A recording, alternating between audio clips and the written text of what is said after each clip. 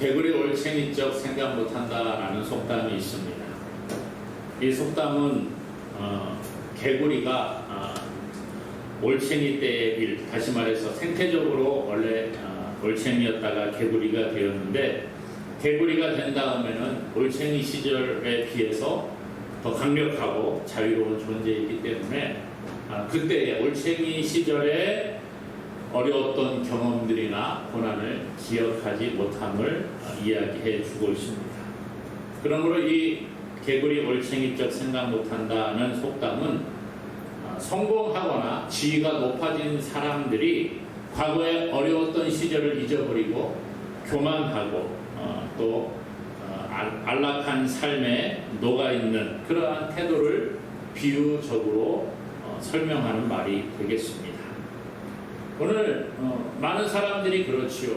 성공을 하고 높은 지위에 올라가고 그러면 초심을 잃어버리고 오만해지기 쉽다라는 것입니다. 오늘 우리가 살펴보고자 하는 에베소 교회의 성도들 가운데에도 이러한 모습들이 나타났음을 보게 됩니다.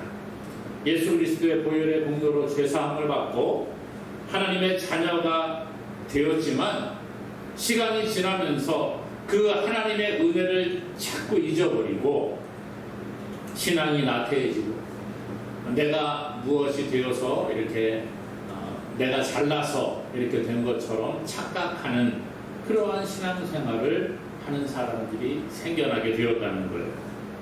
이러한 에베소 교회를 향하여 바울은 너희가 구원받은 것이 너희의 공로로 된 것이 아니다 그렇게 말합니다. 너희가 잘나고 너희가 뭐 능력이 있고 너희가 돈이 많아서 된 것이 아니라 하나님의 은혜로 된 것이다. 이것이 하나님의 선물이다 그렇게 앞에서 이야기를 해주고 있습니다. 그러면서 다시 한번 상기를 시키는 거예요. 여러분들이 과거에 어떤 모습이었습니까? 그리고 지금은 하나님의 은혜의 선물로 말미암아 어떤 모습이 되었는가에 관해서 이야기를 해주고 있다는 것이죠. 그래서 이 에베소서 2장 11절에서 13절까지의 말씀을 보게 되면 에베소 교회의 과거의 모습들을 아주 적나라하게 말씀을 해주고 있습니다. 육체로는 너희가 이방인이었다는 거예요. 유대인이 아니었다는 거지요. 할례받지 않은 사람들이라는 거예요. 그래서 할례받은 유대인들로부터 너희는 할례받지 못한 자들 이러한 취급을 받았다라고 이야기를 합니다. 그리스도 밖에 있었다. 너희들은 외인이라 그렇게 이야기를 해요.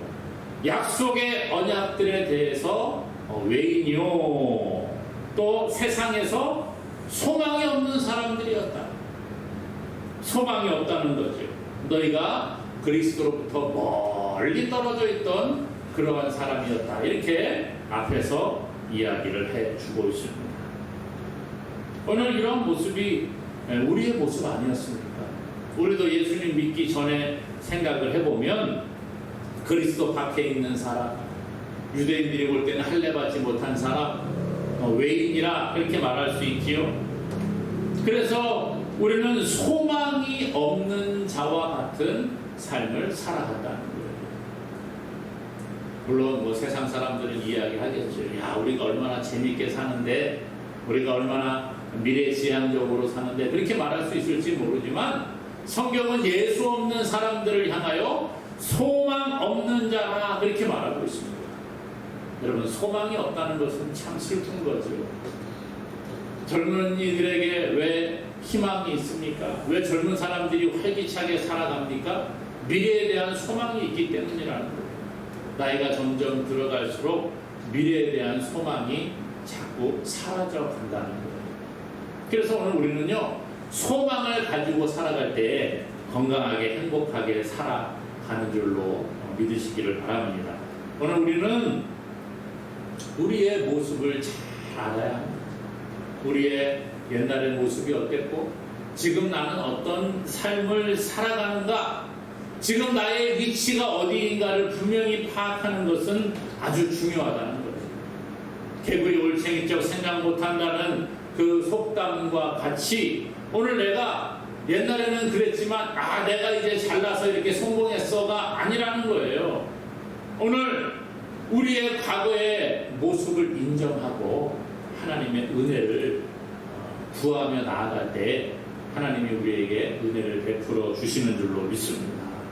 과거에 우리가 하나님과 상관없는 삶을 살아갔고 그럼에도 불구하고 예수 그리스도의 십자가의 보혈의 공로로 우리가 죄 사함 받고 하나님과 멀어졌던 원수되었던 우리들이 하나님과 화목한 자가 되었다 이렇게 말합니다.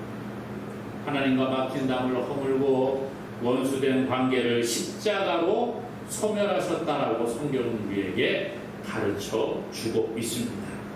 그러므로 오늘 우리는 예수 그리스도의 십자가의 보혈의 공로로 죄사함을 받고 하나님과 화목한 자가 되었다는 거예요. 그러므로 이제부터 우리는 이러한 우리의 위치와 신분이 달라졌음을 기억할 수 있기를 원합니다. 하나님과 전혀 관계없던 사람이 하나님과 긴밀한 교제를 하는 그러한 관계로 변화된 줄로 믿습니다. 그래서 오늘 우리가 읽은 말씀에 보니까 이제부터 우리는 하나님의 시민이라 이렇게 이야기를 해주고 있습니다.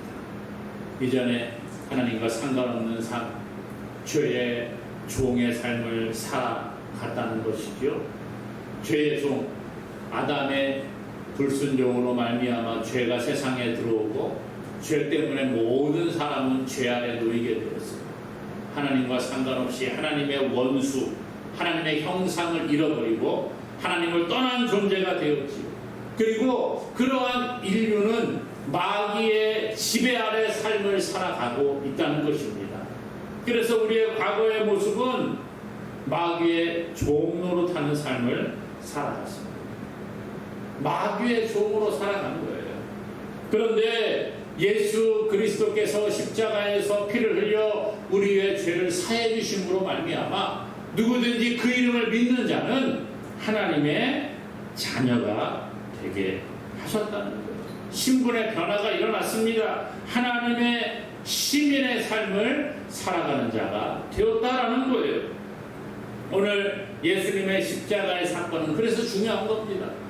예수님이 십자가의 죽으심으로 우리의 모든 죄의 문제를 해결하셨습니다. 우리의 죽음의 문제를 해결하셨습니다. 우리의 인생의 문제를 해결하셨다는 거예요. 종의 삶을 살아가는 자들에게 해방의 기쁨을 허락하신 줄로 믿습니다. 이 말은 하나님과 원수가 되었던 우리가 하나님과의 관계가 회복되어졌다는 것을 의미하고 있습니다. 신분의 변화가 일어났다는 것은 참 중요하죠. 여러분, 시민이 되었다라는 것, 하나님 나라의 시민이 되었다는 것이 얼마나 큰 복입니까?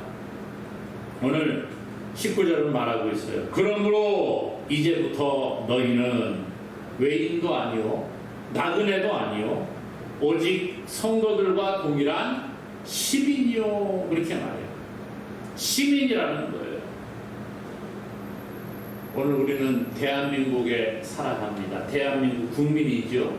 인천에 있는 인천 시민이라 그렇게 말할 수 있어요.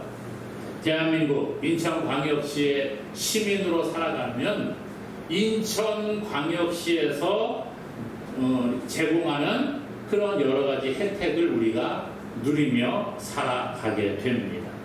시에서 행하는 그러한 행사라든지 시에서 주는 여러 가지 혜택을 우리가 누리게 되는 거죠. 외국인과는 다르다는 거예요. 시민은 그런 거죠. 오늘 우리가 하나님의 나라의 시민이 되었다고 하는 것은 아주 중요한 의미가 있습니다. 과거의 죄의 종의 삶을 살아갈 때에는 시민으로서의 권리가 없는 거예요. 종에게 무슨 권리가 있습니까? 그것도 마귀의 종인데 마귀가 시키는 대로 하며 살아갑니다. 마귀의 지배 가운데에서 고통 가운데 살아가는 것이 우리의 과거의 모습이었다는 거예요. 너 이렇게 해 그러면 이렇게 해야 되고 저렇게 해 그러면 저렇게 해야 되는 게 우리의 과거의 모습이었다는 거죠. 날마다 지옥을 맛보고 평안이 없는 삶을 살아가는 가게 되었습니다. 그런데 이제부터 우리는 어떤 삶을 산다고요? 하나님 나라의 시민의 삶을 산다는 거예요. 이 말은 뭡니까? 과거에는 종이었는데 이제 시민이 되었다는 거예요. 이 에베소서가 기록될 때에는 이 로마가 세계를 지배하고 있을 때입니다. 그러므로 로마의 시민권을 가졌다고 하는 그 특권이 얼마나 대단한가는 모든 사람들이 다 알고 있는 거예요. 대부분의 식민지에 있는 사람들은 로마의 지배 가운데 놓여 있었습니다. 그런데 로마의 시민권을 가진 사람은 엄청난 특권을 누렸다는 거예요. 함부로 고문도 하지 않았습니다. 죄를 지었어도요, 데리고 와서 고문도 할 수가 없었습니다. 로마의 시민권을 가진 사람들은 로마의 보호를 받았어요. 정당하게 재판을 받을 권리가 있었고, 그 가운데에서 지금 현대 사회보다 더 많은 특권을 누리며 살아가고 있었다는 것입니다. 그러므로 시민이라고 하는 것은 매우 중요했지요. 그래서 사도행전에 보게 되면 바울이 복음을 전하다가 이제 어려움을 당하고 감옥에 갇히게 되었습니다. 그리고 매를 맞습니다. 그때 바울이 뭐라고 하느냐? 너희들은 로마의 시민인 나에게 왜 이렇게 함부로 하느냐? 그랬더니 깜짝 놀라고 병사들이 두려워합니다. 그러므로 이 시민이라고 하는 것은 어마어마한 특권이 있는 것이죠. 오늘 우리가 과거에는 죄의 종이었습니다. 그런데 오늘 말씀해 보니까 예수 그리스도를 믿음으로 말미암아 이제부터 우리는 하나님 나라의 시민이 되었다. 그렇게 이야기를 하고 있어요. 이것이 얼마나 큰 특권이냐는 거예요. 이 말은 하나님 나라에서 제공되는 여러 가지 그 혜택을 누리게 된다는 거예요. 하나님 나라에서 제공하는 복을 우리가 받게 된다는 말이지요. 어떤 복을 받게 될까요? 요한계시록에 보면 예수님이 재림하시고 하나님 나라에서 누리게 될 복에 대해서 우리에게 쫙 가르쳐 주고 있습니다. 그 가운데 요한계시록 21장 3절 이하에 보니까 이제 하늘에서 큰 음성이 나와서 하나님이 그들과 함께 하겠다라는 음성이 들려옵니다. 그리고 이렇게 말하는 거예요. 그들은 하나님의 백성이 되고 하나님은 친히 그들과 함께 계셔서 모든 눈물을 그 눈에서 닦아주시니 다시는 사망이 없고 애통하는 것이나 곡하는 것이나 아픈 것이 다시 있지 않을 것이다. 이렇게 말합니다. 하나님 나라의 시민이 된다고 하는 것은 하나님과 함께 복을 누리는 것이고 사망이 없다는 것입니다. 영원한 생명이 우리에게 있다고 말하고 있어요. 애통하는 것이나 곡하는 것이나 아픈 것이 없다는 거예요. 이 땅의 삶을 살아가면서 우리가 여기저기 아픈 곳이 있지요. 그러나 하나님 나라에서는 아픔이 없대요. 눈물이 없대요. 고통이 없대요. 그러한 복을 우리가 누리게 됨을 이야기해 주고 있습니다. 그러므로 사랑하는 여러분, 이제 우리는 하나님의 복을 누릴 자격이 우리에게 주어진 줄로 믿으시기를 바랍니다. 우리는 하나님의 시민이라는 거예요. 시민권이 주어졌어요. 그러므로 이것을 믿고 감사하는 자가 되기를 간절히 축원합니다. 또 오늘 말씀해 보니까 이제부터 우리는 하나님의 권속이 된다 이렇게 말하고 있어요. 19절에 보니까 그러므로 이제부터 너희는 외인도 아니요 나그네도 아니요 오직 성도들과 동일한 시민이요 하나님의 권속이라. 하나님의 권속이라. 권속 그러니까 이제 옛날에 한문으로 번역을 하다 보니까 이렇게 나와 있죠. 권속이라 이 말은 하나님과 한 가족이 된다는 거예요. 한 식구가 된다는 거예요. 여러분, 하나님과 한 가족이 된다는 게 얼마나 큰 특권입니까? 시민인 것도 모자라서 뭐라고요? 가족이 된다는 거예요. 가족. 에베소 교회의 성도들은 누구나 한 가족이라는 것입니다. 또 유대인들이나 이방인이나 상관없이 모두가 하나의 가족이 된다는 거예요. 이 당시에는 교회 안에 종의 신분을 가진 사람, 노예의 신분을 가진 사람, 또 자유인의 신분을 가진 사람들이 함께 섞여 있었습니다. 지금도 교회 안에 구성원들을 보게 되면 사회적으로 좀 높은 지위에 있는 사람들도 있고 사회적으로 낮은 지위에 있는 사람들도 있습니다. 나이가 많은 사람도 있고 적은 사람도 있습니다. 또 생활 환경도 다 다른 각양각색의 사람들이 있다는 거예요. 그런데 이들이 다 뭐라고요? 하나의 가족이라는 거예요. 가족. 이것이 얼마나 귀한 것입니까? 민족을 초월하는 거예요. 성별을 초월하는 것입니다. 남자냐 여자냐 그게 중요한 게 아니에요. 공부를 많이 했느냐 공부를 하지 못했느냐 그게 중요한 게 아니라는 거예요. 나이가 많으냐 적으냐가 상관없이 피부색이 다르고 배움이 다르다고 할지라도 예수를 믿는 자들은 이제부터 하나님의 가족이 된다 그렇게 말하고 있습니다. 세상 가운데에도 피를 나는 형제가 아니라고 할지라도 서로 모르는 사람들이 만나서 끈끈한 정을 나누고 의형제를 맺는 그러한 경우도 있습니다. 전혀 모르는 사람을 데리고 와서 입양을 해서 우리 한 가족으로 세우기도 합니다. 피를 나누지 아니하고 고향이 다르고 얼굴색이 다르다고 할지라도 그 아이를 입양을 해가지고 법적인 절차를 마무리하게 되면 법적으로 가족으로 인정을 받는 거예요. 뿐만 아니라 법적으로 그 아이는 상속받을 권리를 받게 되는 것입니다. 이게 가족이라는 거예요. 오늘 우리는 이제부터 우리의 신분의 변화가 일어났다는 거예요. 뭐라고요? 하나님의 가족이라 그렇게 이야기해요. 하나님의 가족이라. 이 말은 하나님을 우리가 뭐라고 부를 수 있어요? 아버지 이렇게 부를 수 있는 거예요. 그래서 우리가 기도할 때 하나님 아버지 이렇게 부르는 거 아니겠어요? 찬송을 할 때 하나님 아버지를 찬양하는 거 아니겠어요? 우리는 더 이상 종이 아니라는 거예요. 더 이상 하나님과 상관없는 존재가 아니라는 거예요. 하나님의 가족으로 하나님 나라를 상속할 권리가 우리 가운데 있다라고 말하고 있습니다. 그러므로 이 가족이라고 하는 거 얼마나 중요한 것입니까? 우리가 하나님의 자녀로 입양이 된 것과 마찬가지랍니다. 성경은 말합니다. 예수님께서 우리에게 말씀하시는 거예요. 너희는 하나님을 아버지라고 부르는 존재가 되었다. 말씀해주고 있잖아요. 우리는 한 가족이 된 것입니다. 누구 안에서요? 예수 그리스도 안에서 하나님의 가족이 된 줄로 믿습니다. 이것이 얼마나 큰 은혜예요.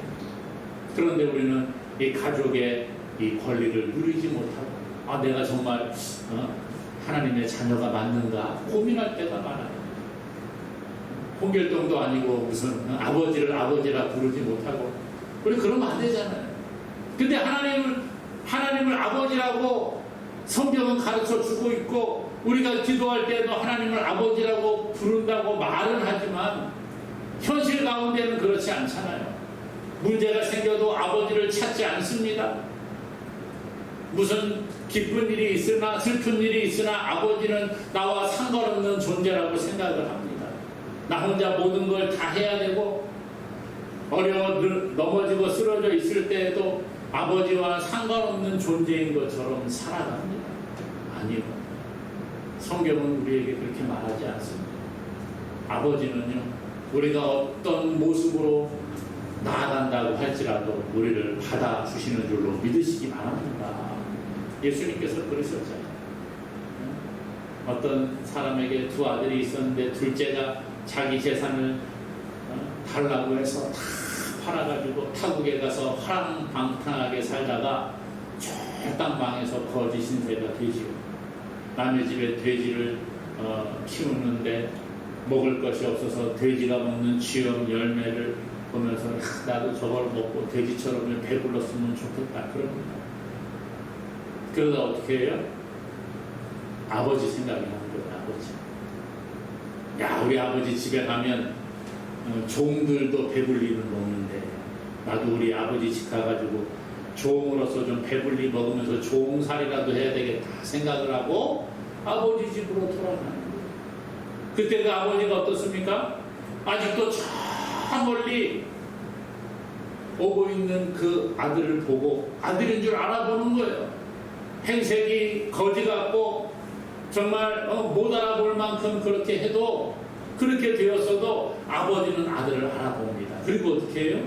아들을 다시 맞아들이고 깨끗하게 씻기고 가락지를 끼우고 새 옷을 입히고 잔치를 벌이고 있더라는 거죠. 이게 아버지의 마음인 줄로 믿으시기 바랍니다. 오늘 하나님 아버지가 그런 거예요. 우리가 세상에서 찢기고 상하고 내 마음대로 살아보려고 하고 내 힘으로 뭔가 해보려고 하다가 안 돼가지고 이제 번아웃이 왔어요. 그때 어떻게 해요? 아무것도 못할 때 하나님께 나오는 거예요. 하나님 아버지. 기도도 안 나오지. 어떻게 해요? 그냥 가만히 있는 거예요. 아버지 그러고 있는 거예요. 그때 우리 하나님께서 저와 여러분들을 만져주시는 줄로 믿습니다. 이게 하나님의 가족의 의미라는 거예요. 그러므로 이것을 감사하기를 주님의 이름으로 축복합니다.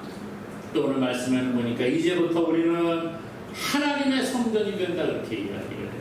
뭐가 된다고요? 하나님의 성전이 된다 그렇게 말하고 있어요. 21절에 보니까 그의 안에서 건물마다 서로 연결하여 주 안에서 성전이 되어가고 그렇게 말해요. 성전이 되어간다. 건물을 지을 때에는 여러 가지 재료가 들어가지요. 건물 짓는 데를 이렇게 가보게 되면 바닥에 털을 닦아가지고 거기다가 막 시멘트와 자갈을 섞어서 콘크리트를 이렇게 치죠. 철근을 막 갖다가 넣습니다. 튼튼하게 만드는 거예요. 또 벽을 막 올립니다. 벽돌을 쌓기도 하고 시멘트를 바르기도 하고 요즘에는 뭐 새로운 자재들을 막 갖다가 이렇게 막 붙이기도 하고 그렇더라고요. 과거에 건물 지을 때 보면 돌을 주로 많이 이렇게 쌓아서 흙을 바르고 이렇게 건물을 지었습니다. 오늘 그거 이야기를 하는 거예요. 성도 한 사람 한 사람이 마치 벽돌과 같이 이 돌과 같이 하나하나 모여가지고 건물을 이루어 간다는 것입니다. 예수 그리스도가 모퉁이 돌이 된다 성경은 이야기합니다. 모퉁이 돌, 건물을 이렇게 올릴 때 가장 기초가 되는 중요한 돌이 바로 모퉁이 돌이에요.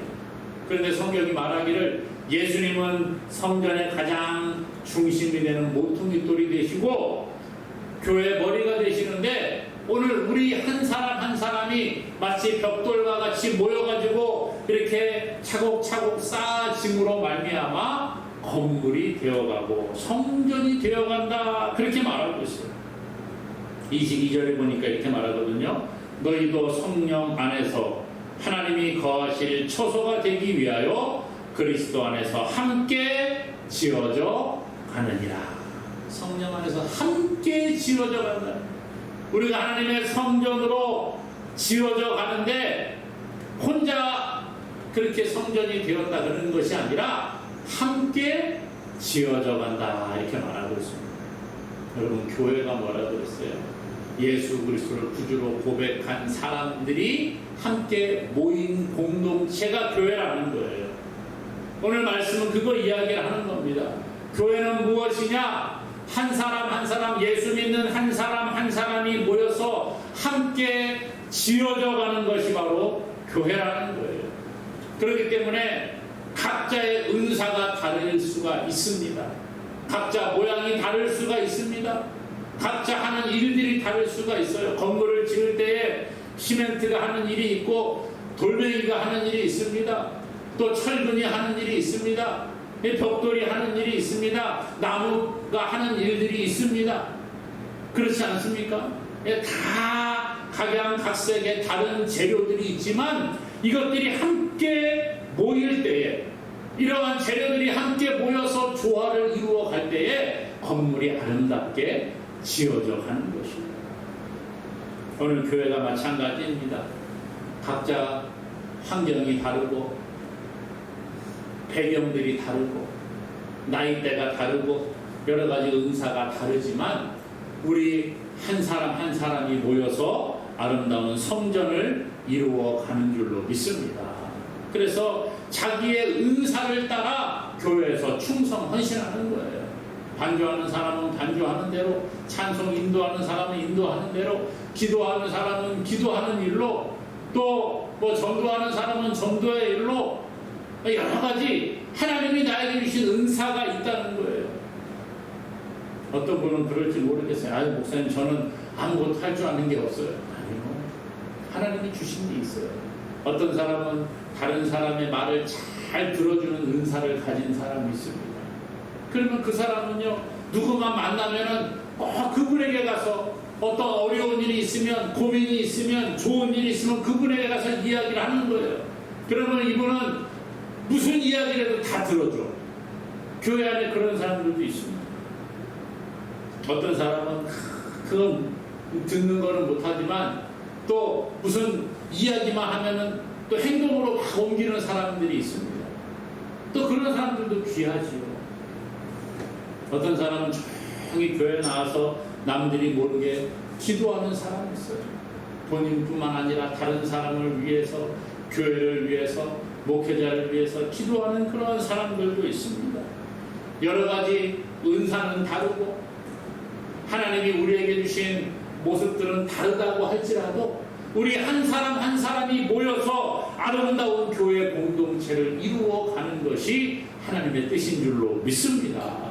그러므로 서로가 서로를 존중해주고 용납해 주어야 합니다. 저 사람은 왜 그래? 맨날 와서 저렇게 설치고 돌아다녀?